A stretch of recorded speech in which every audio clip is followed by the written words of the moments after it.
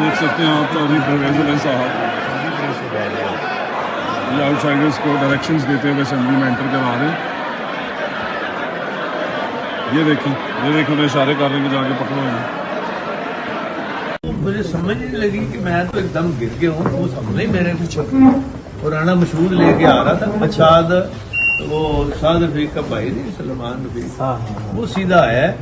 मैं तो इस साइड पे पीछे आया था कि इनको कहने के लिए यार ये किसी तरीके से, वो उसने आके सीधे ही पीछे से मुझे पकड़ा और नीचे गिरा लिए। फिर सच्ची बात है मैं अनकॉन्शियस, रेस्क्यू वाले को बुलाया उन्होंने। इधर तो किसी को पता ही नहीं, हमें पता चल गया था जी, मैं पहुंच गया था जी। मुझे समझ नहीं लगी कि मैं तो एकदम गिर गया हूँ। वो सामने ही मेरे पीछे पुराना मशहूर लेके आ रहा था बचाद, वो साद रफीक का भाई नहीं सलमान रफीक, वो सीधा आया। मैं तो इस साइड पे पीछे आया था कि इनको कहने के लिए यार ये किसी तरीके से, वो उसने आके सीधे ही पीछे से मुझे पकड़ा और नीचे गिरा लिए।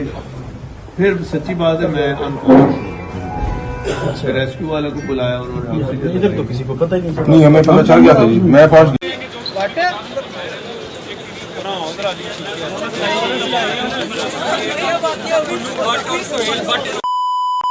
मैं तो उनसे निपटने आया हूँ। क्या हुआ सर?